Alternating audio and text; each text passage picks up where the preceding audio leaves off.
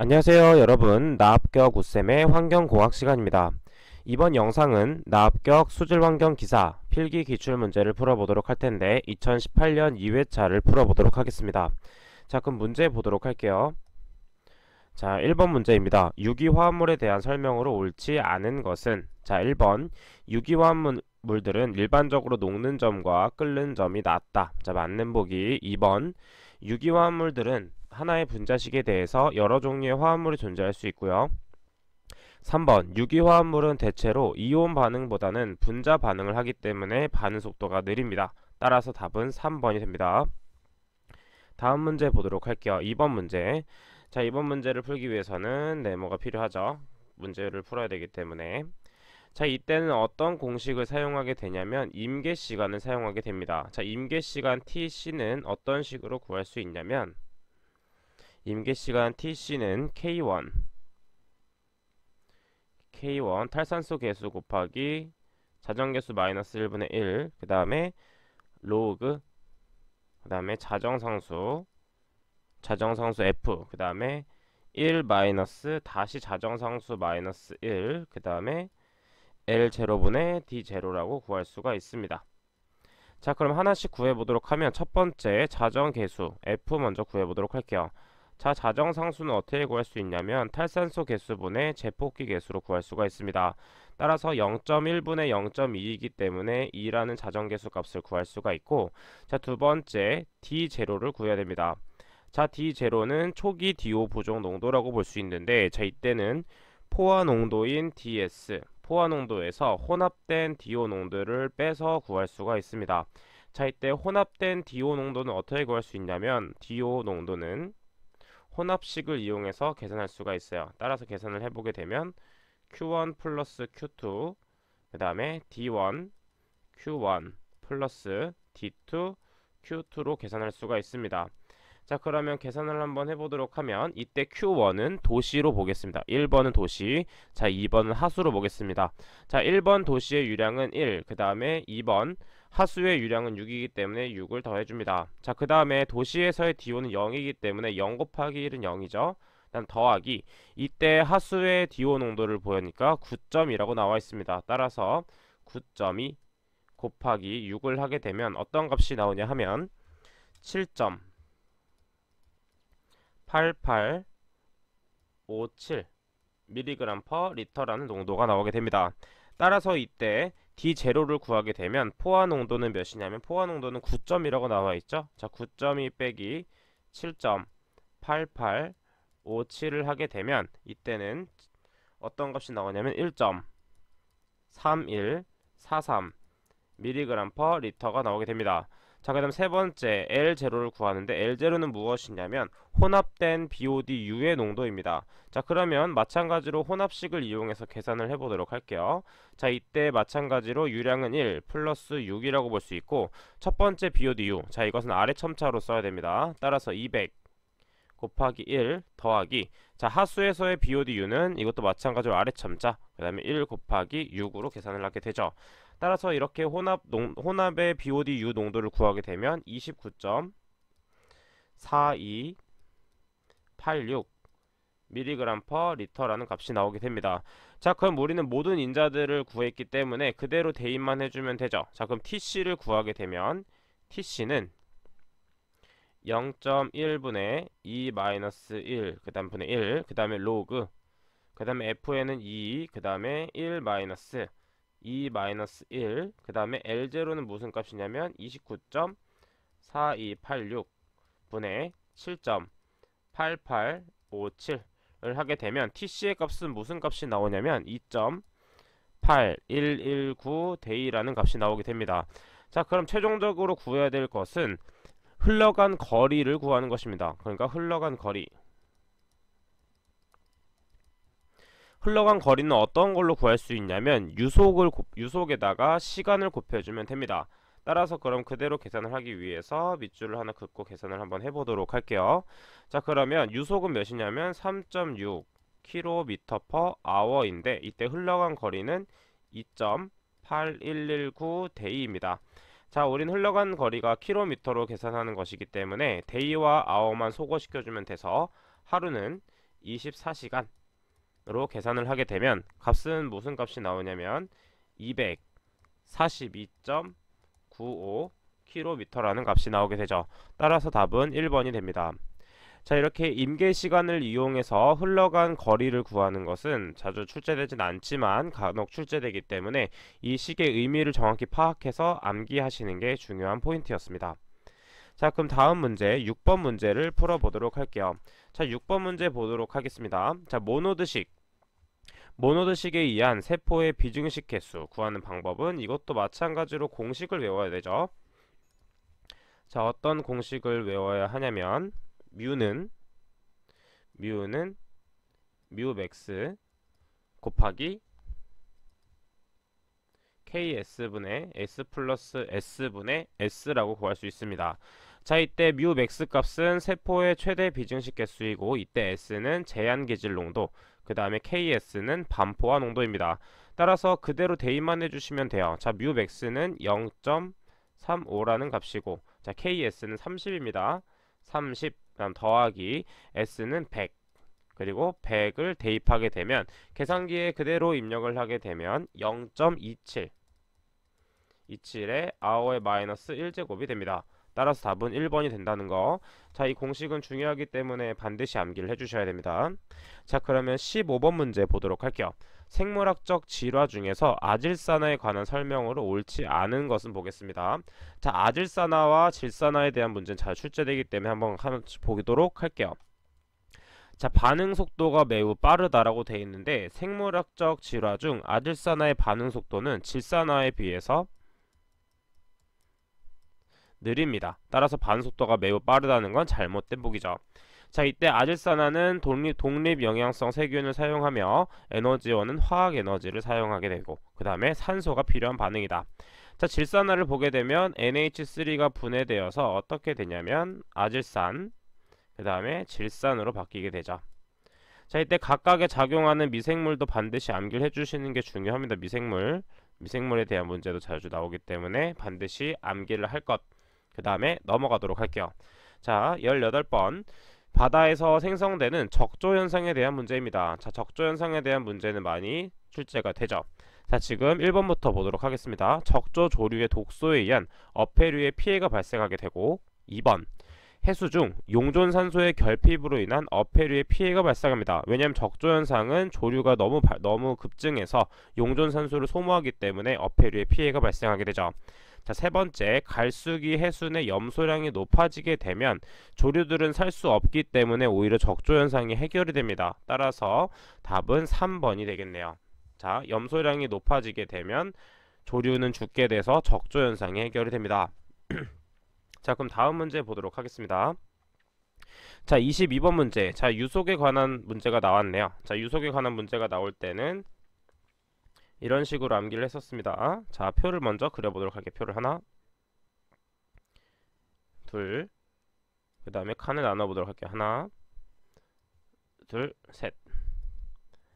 자, 칸을 나눠서 보도록 하겠습니다. 자, 이때는 최대 유속, 그 다음에 최소 유속으로 보고, 자, 이때는 상수, 하수, 우수관 이렇게 보도록 하겠습니다. 자, 그럼 상수를 보게 되면 마찬가지로 다 상하수, 우수는 모두 3m/s의 유속을 갖고 최소는 368 단위를 알고 있어야 된다고 제가 말씀을 드렸죠.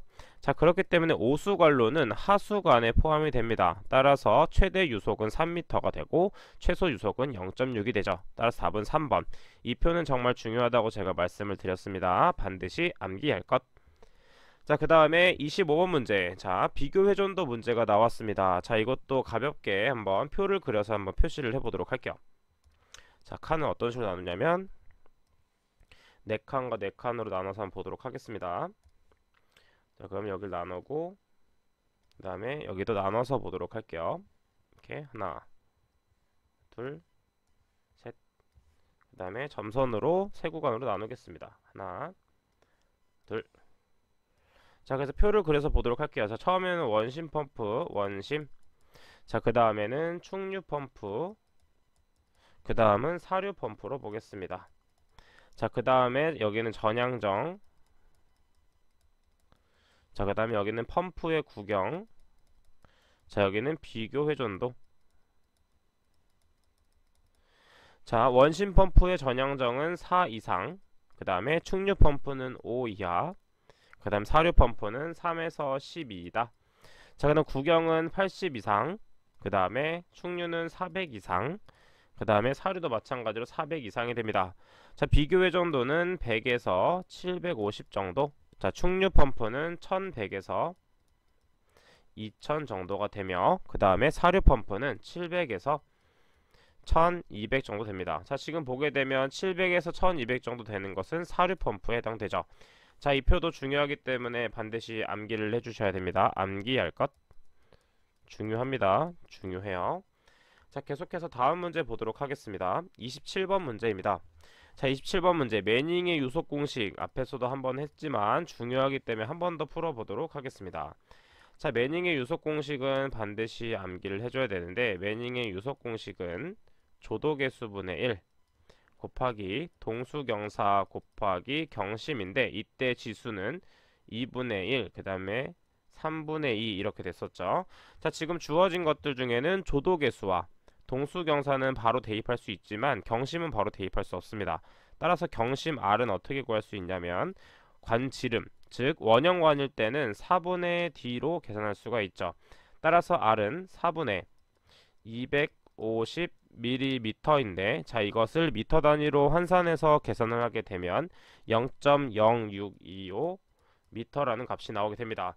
따라서 그대로 대입만 하시게 되면 유속이 나오게 돼요. 따라서 조도계수는 0.013분의 1 곱하기 동수경사는 친절하게 0.002로 나와 있네요. 그 다음에 경심 0.0625 미터에 3분의 2를 하게 되면 이때 유속값은 몇이 나오냐면 0.54가 나오게 됩니다.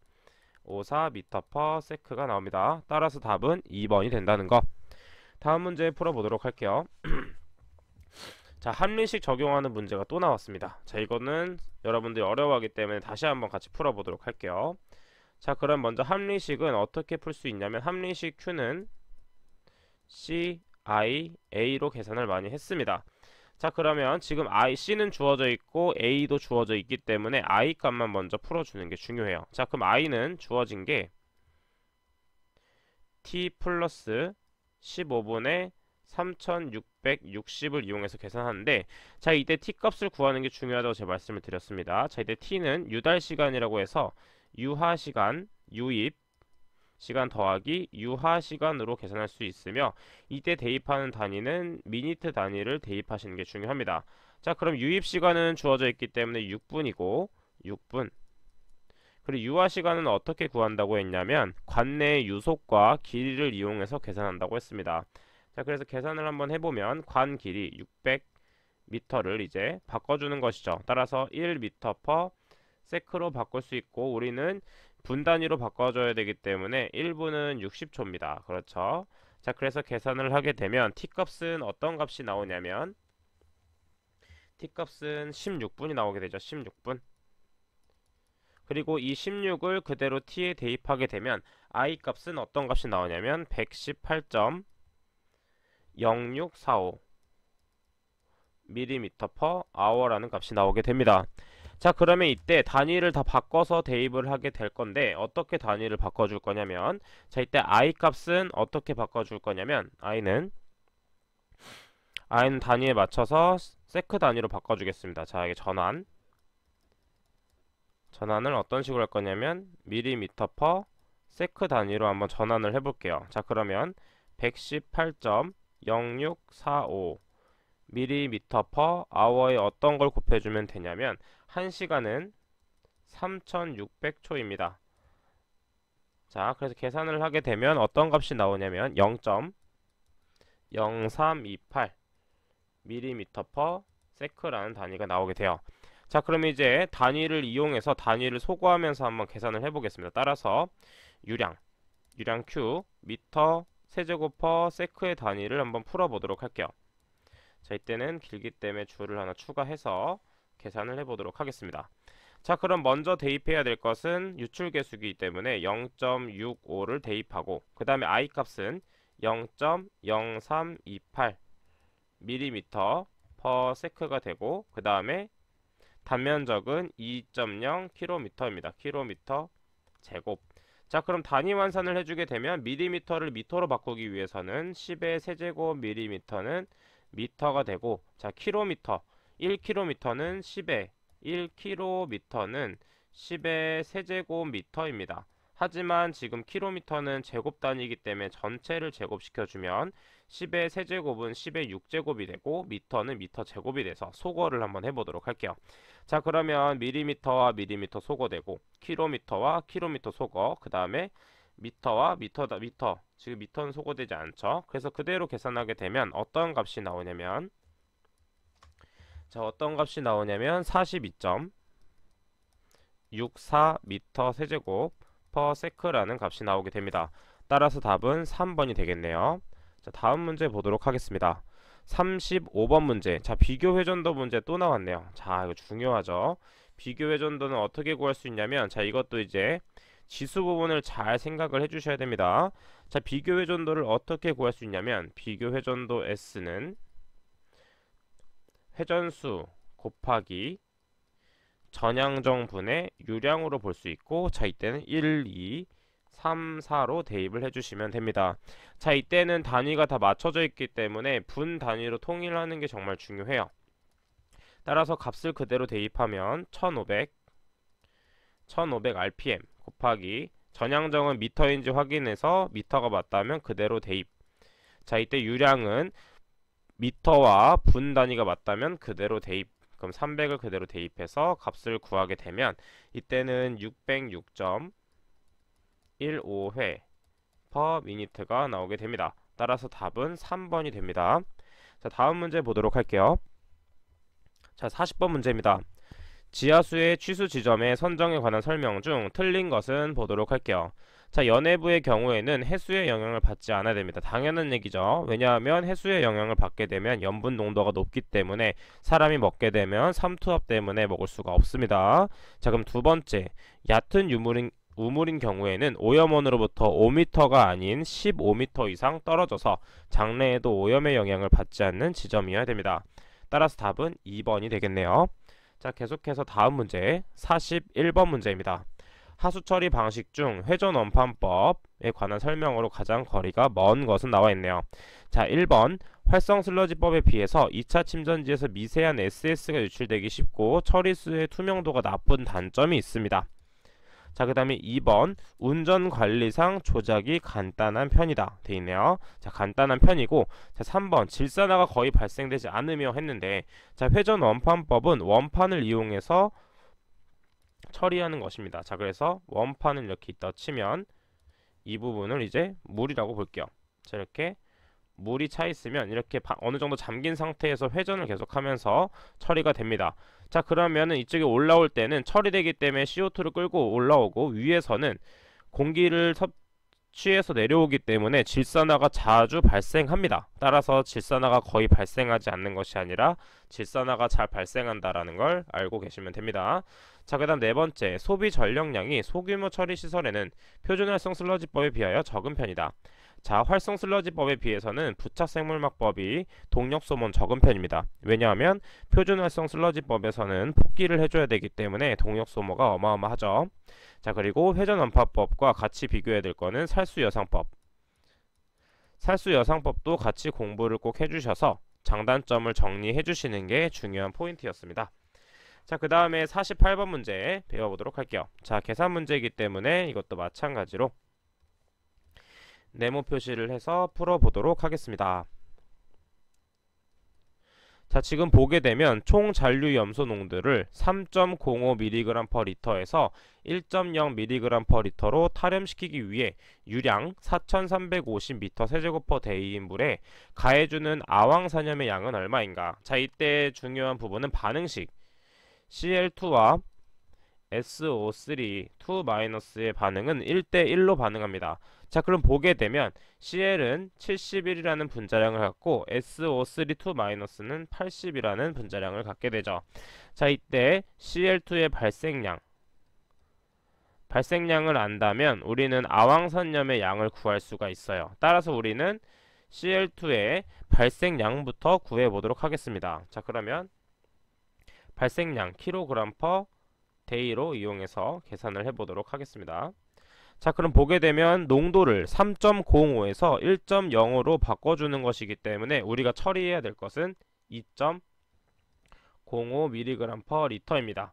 자, 이때 유량은 4350 m 세제곱 per day이며 단위 환산을 해주게 되면 10의 6제곱은 6제곱mg은 kg, 그리고 하나 더 추가하게 되면 10의 세제곱 리터는 미터 세제곱이 되죠.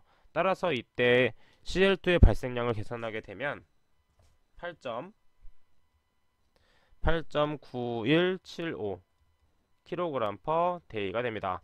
따라서 이제 Cl2의 발생량을 알았기 때문에 대각선으로 곱해서 X값, 아황산염의 발생량 kg per day를 구해보도록 할게요. 자, 그러면 어떤 식으로 구할 수 있냐면 71, 그 다음에 80 곱하기 8.89175죠.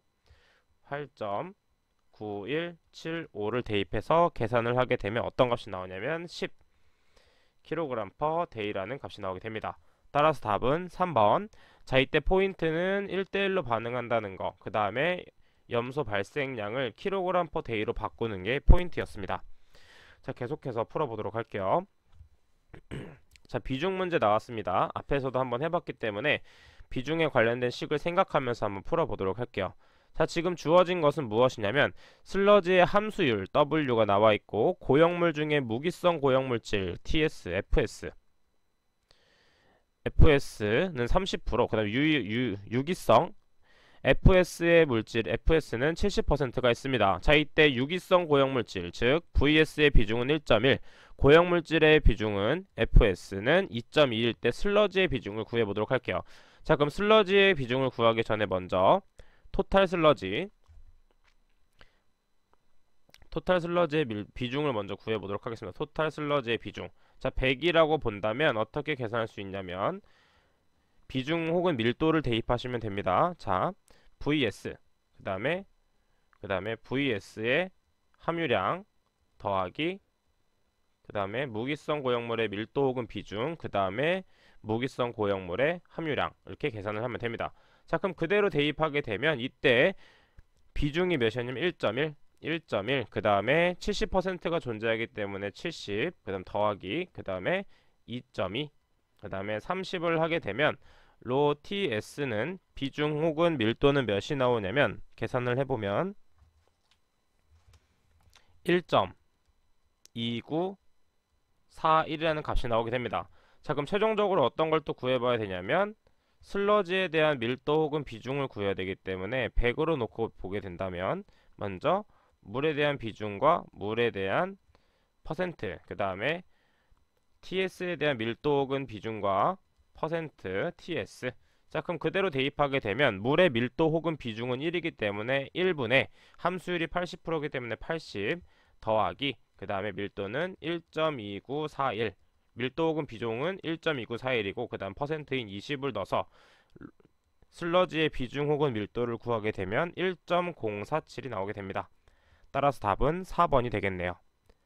자, 그럼 다음 문제 풀어보도록 하겠습니다. 58번 문제. 하수 처리 과정에서 소독 방법 중에 염소와 자외선 소독의 장단점을 비교할 때 염소 소독에 대한 장단점입니다. 자, 1번 암모니아 첨가에 의해서 결합 잔류 염소가 형성이 됩니다. 자, 암모니아가 첨가되면 HOCl과 반응하게 돼서 클로라면이 형성되죠. 자, 그래서 맞는 보기 2번 염소 접촉조로부터 휘발성 유기물이 형성이 됩니다. 맞는 보기. 자, 3번 처리수의 총 용존 고용물이 증가합니다. 감소되는 것이 아니라 염소 약품을 투입함에 따라서 총 용존 고용물은 증가하게 되는 것이죠. 자, 그 다음 마지막 잔류 독성이 탈염소 과정에 의해서 제거되어야 됩니다. 왜냐하면 잔류성이 매우 크기 때문에 마지막에 염소를 제거해 주는 게 중요한 포인트입니다. 자, 다음 문제 59번을 보도록 하겠습니다. 자, 질소 제거를 위한 파가점 염소 주의법과 가장 거리가 먼 것은 있습니다.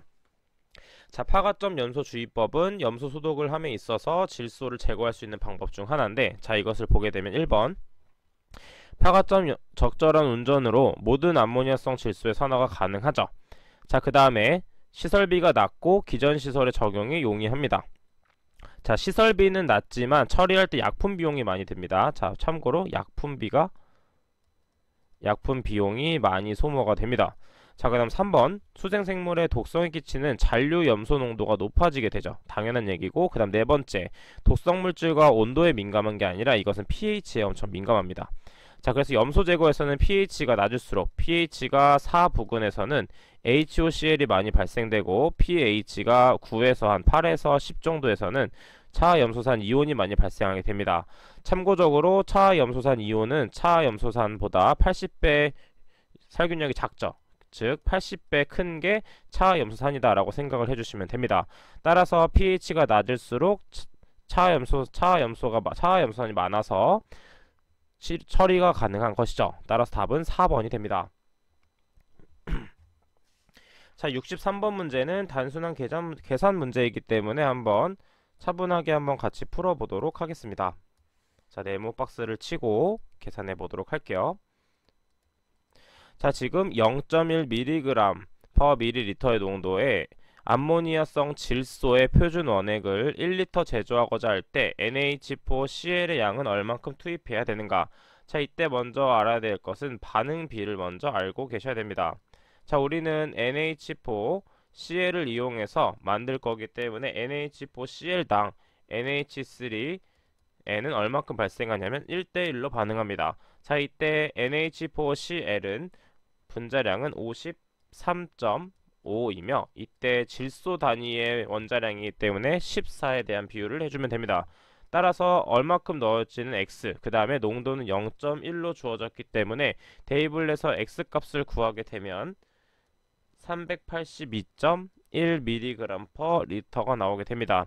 자, 지금 주어져 있는 것은 mg per ml이기 때문에 단위 환산을 해서 이 ml를 리터로 바꿔주면 됩니다. 참고로 1리터는 10의 세제곱 ml를 이용해서 단위 환산을 직접 해보시면 됩니다. 따라서 답은 2번이 되겠네요. 자, 다음 문제 보도록 하겠습니다. 66번 문제. 66번 문제 pH 표준액의 온도 보정은 온도별 표준액의 pH 값을 표에서 구하고 또한 표에 없는 온도의 pH 값은 내사법으로 구한다. 다음 중 20도씨에서 가장 낮은 pH 값을 나타내는 표준액. 자, 이것은 그냥 암기를 해주셔야 되는데 가장 큰 pH는 수산화칼슘,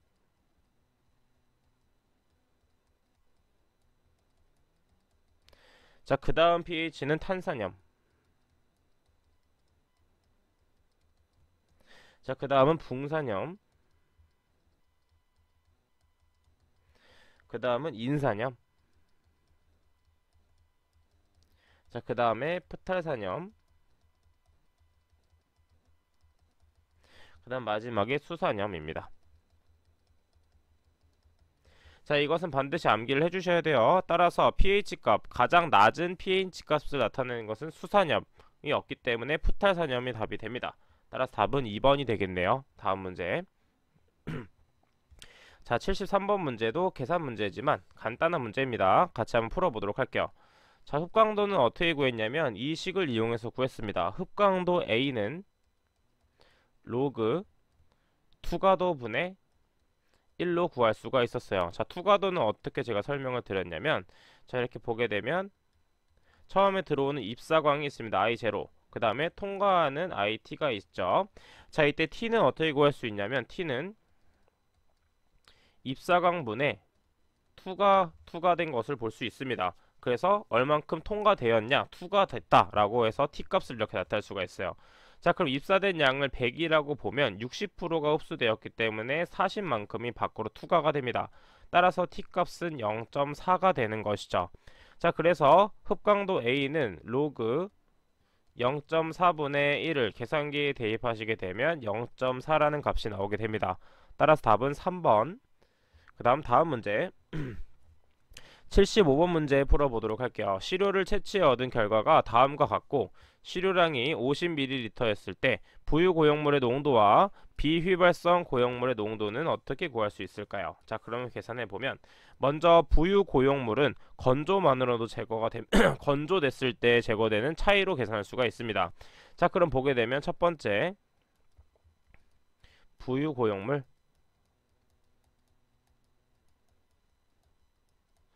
부유 고용물의 농도를 구해 보도록 할게요. 어떤 식으로 구할 수가 있냐면 자, 건조 후에 여과지의 무게에서 원래 여과지의 무게를 빼주면 됩니다. 왜냐하면 건조되면 SS는 여기에 남아있게 돼요. 따라서 1.5553 빼기 1.5433 이거는 그람 단위입니다. 그 다음에 시료량은 50ml였기 때문에 50ml를 곱해주면 되죠. 자, 그래서 연장해서 보게 되면 단위 환산만 해주면 됩니다.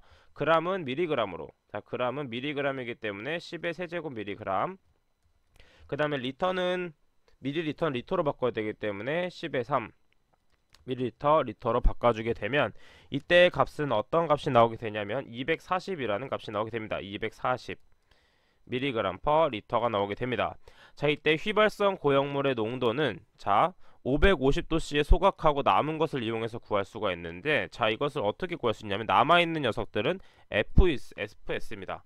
따라서 제거된 것을 보게 되면 제거가 얼만큼 됐는지 파악할 수가 있는 것이에요. 자, 그리고 마찬가지로 휘발성 고형물 부유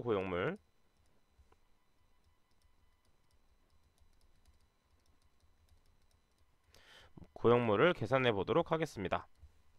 자, 휘발성 부유 고형물을 계산하기 위해서는 전체 240 부유 고형물 전체 부유 고형물에서 FS를 빼주는 게 중요합니다. 따라서 FS를 구해보면 FS를 구해보도록 할게요. FS는 1.5531 빼기 이때는 1.5433g 분의 50ml가 됩니다. 마찬가지로 단위 환산을 하게 되면 1g은 10의 세제곱 mg이 되고 1리터는 10의 세제곱 ml가 됩니다. 따라서 이때 FS 값을 한 번에 계산을 하게 되면 어떤 값이 나오냐면 44 mg per 리터라는 값이 나오게 됩니다. 따라서 답은 2번이 된다는 거. 자, 그 다음 마지막 문제 보도록 할게요. 80번 문제입니다. 80번 문제. 자, Na2S2O3 용액을 증류수를 가해서 500ml로 한 다음에 여기서 다시 250ml를 취해서 다시 증류수로 전량을 하게 되면 규정 농도는 어떻게 바뀌는지 한번 보도록 할게요. 자, 그러면 어떻게 풀지 먼저 보기 전에 0.1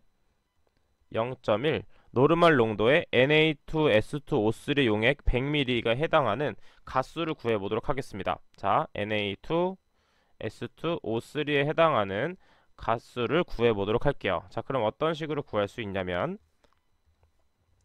밑줄을 치고 구해보도록 할게요. 자, 먼저 0.1 노르말이기 때문에 0.1 EQ per 리터입니다. 자, 그 다음에 여기는 100ml를 가한 다음에 그 다음에 단위 환산만 해주면 됩니다. 밀리리터 그 다음에 리터. 자, 그러면 이때는 0.01 EQ라는 값이 남아있게 돼요. 자, 그럼 여기다가 두 번째 500ml에 증류수를 가했다고 했습니다. 자, 증류수를 가했기 때문에 0.01 EQ 나누기 500ml가 되겠죠. 그래서 0.01 EQ 나누기 500ml가 됩니다. 자, 그 다음에 여기다가 다시 250ml를 취했기 때문에 250ml를 곱하게 되면 이때 남아있는 EQ는 0.005 EQ가 남게 되는 것이죠. 자, 그 다음 토탈 마지막으로 증류수를 전량 500ml로 했을 때는 어떻게 나오냐면 자, 이때 노르말 농도는 어떻게 나오냐면 0.005 EQ에다가 몇의 증류수였냐면 500ml였습니다. 500ml의 증류수. 따라서 밀리리터만 단위 환산을 해주면 되기 때문에 10의 세제곱 밀리리터는 리터로 환산을 하게 되면 0.01 노르말이라는 값이 나오게 됩니다. 따라서 답은 1번이 되겠네요. 자, 이번 강의는 여기까지 하도록 하겠습니다. 수고하셨습니다.